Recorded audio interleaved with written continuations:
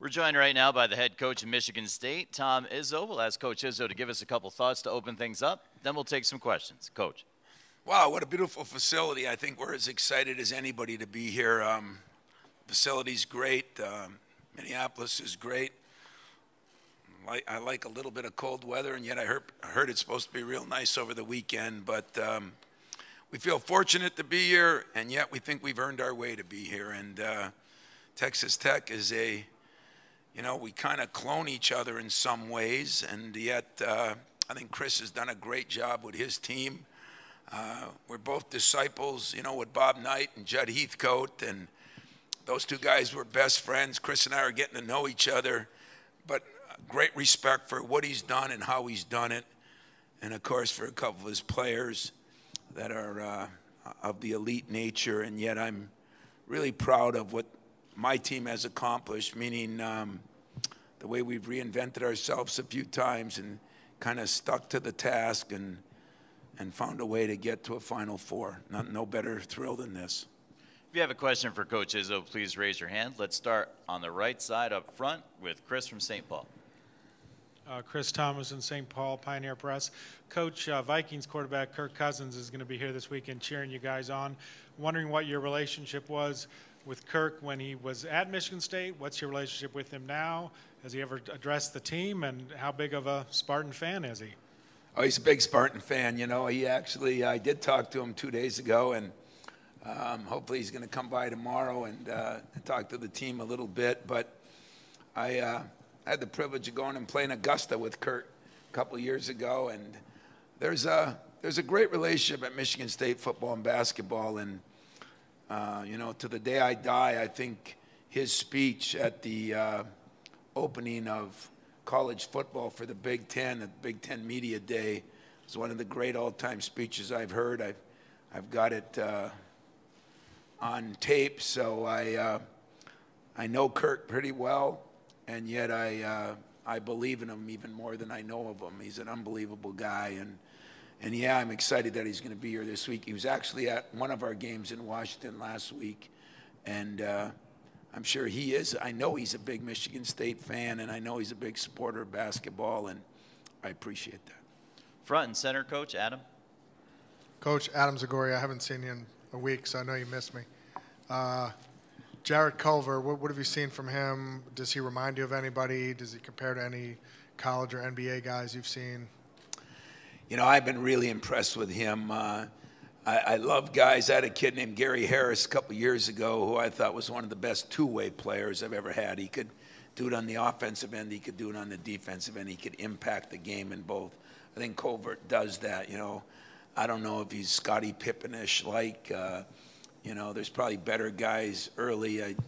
Just at that era, I watched even more, and I think he's got versatility, and he's a scorer that plays defense, and sometimes those are harder to come by, and that's, I think, what makes him so special.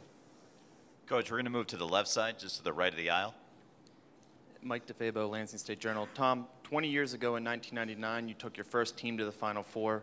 I'm curious if you could think back, what stands out about that team in that season, and in what ways have they helped set the stage for what you guys have accomplished since then? Well, they set the stage because everybody thinks we're the toughest team. Back then we could, put shoulder pads and helmets on and nobody complained, We don't get to do that anymore, but that was maybe one of the tougher teams I've ever had. This team isn't as physically tough, but they might be as mentally tough as any team I've ever had. So the word toughness is still there. With those guys, it was physical. With these guys, it's a little more mental. But the memories are still as good. I really loved that team. I appreciated that team. I had guys that would go through a wall for us, and these guys have done the same thing. I guess to be in a championship, we won the Big Ten, won the Big Ten tournament. To be anywhere in that kind of mode or being a Final Four team, you usually have to have some of those qualities of togetherness and toughness, both mental and physical. And as I use with this team a lot, this team is very connected. It's like when they move, they all move together. And that's why we've been pretty good defensively ourselves. All the way up front on the right of the aisle, Mike. Tom, Michael Presti, NCAA.com. This would not be your main motivation this week, but you're a Big Ten guy. How good would it be to be the team to end the Big Ten drought? Well, it would be good because I am a Big Ten guy, you know. I mean, I love Tony Bennett, but of course I was pulling for Purdue. And I think Tony I've known for a long, long time, and his dad. But I do have great feelings for the Big Ten. Ironically, as I said, you know, Bob Knight is kind of helped mold Chris and Jed with me, and those two guys were good friends. And so there's a little flavor in it in a lot of ways, but I've been in the Big Ten for 35 years as an assistant, grad assistant, and coach. And I think our conference this year was as good as any in the country, and sometimes didn't get maybe as much credit as I think they deserve top to bottom. But if we could carry the mantle for our league and end that drought, I'd be double excited, one for Michigan State and one for the Big Ten. On the right side to the right of the aisle. Coach Jim Roop with Westwood One News. First of all, congratulations. Thank you. Secondly, the most common word used in the locker room just a few moments ago was brothers. And you touched on it a little bit a few seconds ago. But as the coach, how does that manifest for you so that you take that brotherhood they have because they've battled through injuries and everything else, as you said, reinvented themselves a few times. How do you take that, nurture that, and create the kind of team that you have now with that intensity of brotherhood? I think it's the culture we've created there, you know, when Magic and Mateen fly in for a game in Washington and talk to your team before, and, you know, Steve Smith and Gary Harris. I mean, there's been so many guys that have been involved over the years, you know. When you work in a program, there was 19 years at Judd, and now it's been 24 years of myself and 7 years with Gus Kanakis, and we all kind of worked together. At one time, Gus worked for me, I worked for Judd. So it's like 50-some years. So we've created a culture, I think, that those former guys help the current guys know what a family is really about, what a brotherhood is really about. Then injuries and things that happen throughout a season either make you or break you. They either bring you closer together or you succumb to them and dissolve. And for some reason, this team, and I think a lot of it is Cassius, that he just was able to play with a lot of different people around him. And he truly made each one better. And that's what elite players do. They make other players better. And so I think combination of the culture, character, the guys I got, and the quarterback that I got, you put those three things together, and, you know, I think they do believe in each other. They trust each other. They want to win for each other. It's not I want to win to get to the NBA. It's not I want to win, you know, for this or that, personal reasons. I don't need to score as many points. They are honestly happy no matter who's the star. And you can't say that about all teams. Second row on the right side. Tom, Charlie Walters, St. Paul Pioneer Press. Remember those scores at Augusta? What you shot and what Kirk shot? Yeah, whenever I get over triple digits, I just kind of throw the quart away. So I don't remember, but it was a fun time. My AD, Mark Hollis, we took us, and Kirk Herbstreit went. We had a little football, basketball. We had a good time, and Kirk Cousins is a pretty good golfer too. So me, I'm just a ham and egg guy, you know, kind of slap it around a little bit and hopefully stay out of trouble. You know, when you don't hit it that far, you're never in the woods. So I was never in trouble anyway. On the right side, just to the left of the aisle. Hey, Tom. Joe Christensen, Star Tribune, Minneapolis. When you come here, how much does it make you think of Flip Saunders? And we were talking to Ryan Saunders the other day. He talked about having those middle-of-the-night phone conversations with you. How much did it mean to you the first time you got one from Ryan? Wow, you know, I talked to Ryan the night we won it because, let's face it, I got to know Flip. He asked me to be an assistant with him on the Goodwill games. I'd known him a little bit at Tulsa. I tried to get him hired there. Did get him hired. I left the next day. And he forgave me for that. So that was a nice thing. But when Flip was at Detroit and at Washington, a couple times, I guess he lost his job, and he used to come hang out at our place. And I just love Flip Saunders. He was such a fun guy to be around, and I do miss him. I do miss the late night calls. You know, he's the guy that ordered everything off the QVC or VCQ or whatever the hell it is.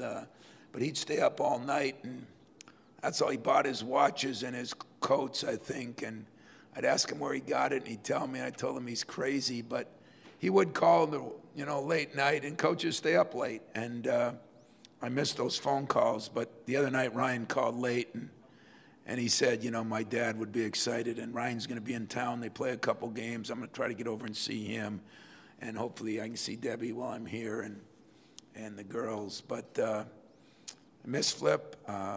He was great for basketball, pro and college, and I hope he's enjoying a beer up there with Judd and my father and Gus and all the other guys that are looking down upon us.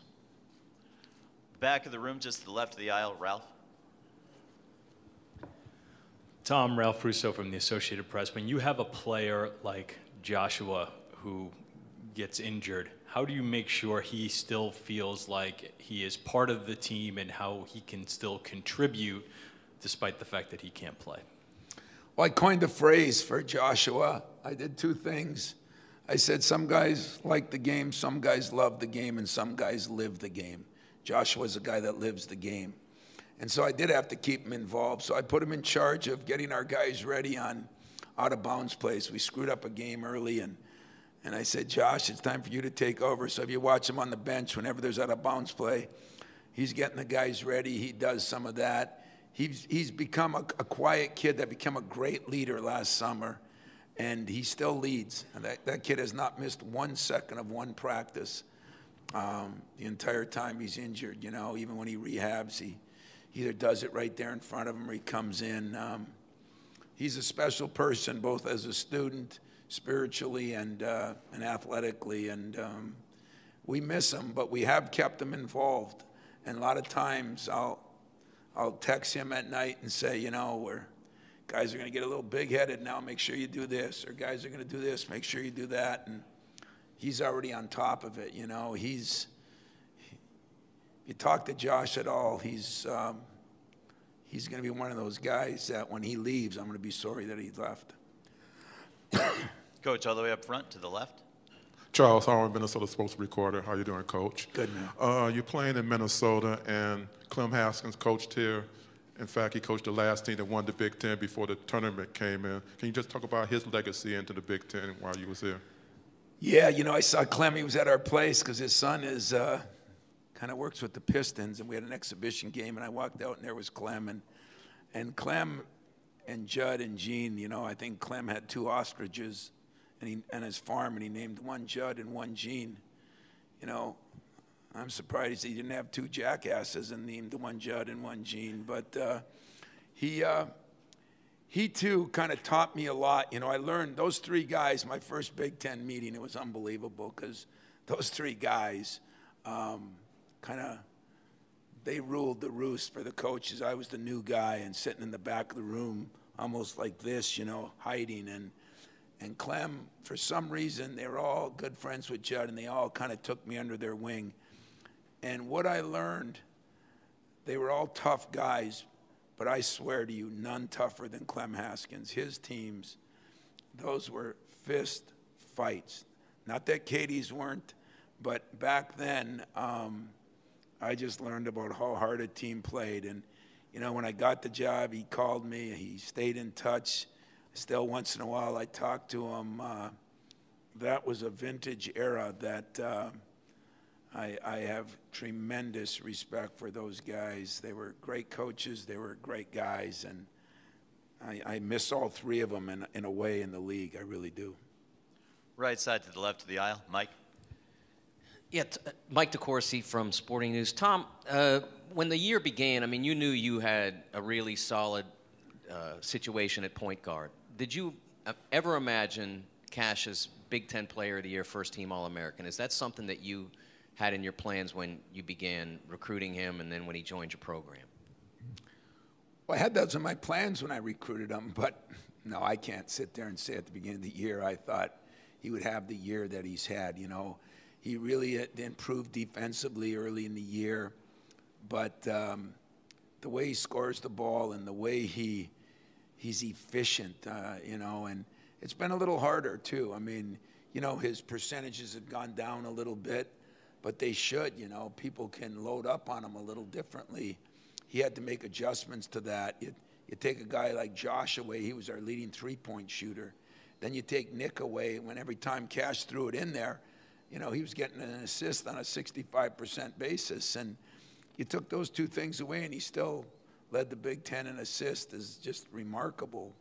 But, you know, his demeanor is more like this, and mine's more like this. And I say that we're a good frickin' frat group, you know. We kind of balance each other out, and we wouldn't be here without Cassius Winston. There's no question about it. And I'd like to take credit that I knew that was going to happen. When I did recruit him as a freshman and sophomore in high school, I said I thought he could be the best passer, the best basketball IQ guy since Magic Johnson. I really did believe that. Told my staff that. But I didn't think he could shoot it and do those things like he did. So he's impressed me in a lot of ways, but I know he's going to get challenged on Saturday night. And once in a while when I go to bed, I think, well, yeah, they're going to do this and this and this to him. And I said, I've said that a lot of times about a lot of teams.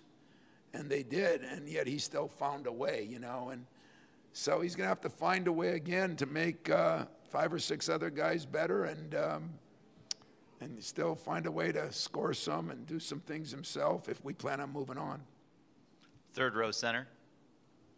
Chris Solari, Detroit Free Press. Tom, I feel like I need to ask you about your relationship with both Tubby Smith and Ron Gardenhire, but I'm going to hold off on that and ask you about Aaron Henry and kind of his ascent as a defender, first and foremost. And at what point in the season did you feel like everything started to click on that point where you could put him on opposing best players? You know, Aaron is a very good athlete. He comes from a program that is one of the best in Indiana. They won the state. He has a high basketball IQ. And once, I think, you know, his motor had to keep going. And once he got his motor going and maybe got his chance a little more under fire once Josh went down and then Aaron got hurt too, I think he realized that he had to speed things up at a different level. And, you know, he too has a very high basketball IQ, so he understands it. And I think a couple times we put him on a guy like Brodzikas, who is a really good player, and he had some success. I think he started getting a little confidence. I'm amazed how much usually a freshman struggles defensively, and he has actually excelled defensively. And but he too is going to have his work cut out in the next couple days, that's for sure. This will have to be the final question toward the back left of the aisle. Right in front of you. Oh, right here. Go up just a little bit, Olivia. Then to your right. That's him. The other right. It's Chris Fickett, the Kansas City Star. You've had coaches' sons on your teams before, Jack Hoiberg, one of them. Did you ever think you'd be coaching against his father? No, especially when he was sitting in my office a couple of weeks ago and we were talking X's and O's, you know. I'm going to take back everything I told him. But I love Fred, not as much as I love Jack. I mean, Jack is just you know, he's a walk-on that, I mean, he is getting better and better. I love the competitiveness and who he is and his intelligence. But Fred's a great guy, too. I think Fred, you know, sitting down, one of those guys, kind of like Flip was, where he gets on the chalkboard and grease board, I should say. I'm dating myself. And he's just got options after options. I think he'll be a hell of a coach at Nebraska. I really do. With his family history is great. I think his grandfather was a coach there, and his parents went to school there. He was born there. I mean, hell, that's what you write stories about, stuff like that. And he did such a great job at Iowa State. Under a tough situation at Chicago, hung in there, but he's been a GM or assistant GM with, I think, up here at Minnesota, right? And so he's kind of had all sides of basketball. And I think he's going to be a great addition. You know, I was a big Tim Miles fan, too. I don't mind saying that. I love Tim. And, but I think Fred will be a great addition and bring a lot to the table. And I don't know. You know, it's going to be a little harder on Jack than it is on me. But I think Fred will do well. And yet I think Jack will do well, too. We want to thank Coach Izzo for joining us here in the main interview room. Thanks, Coach. Thank you, guys. Dr. Emmert's press conference begins in just a moment. We're going to change the room around a little bit up front, and then we'll begin with that one. Thank you.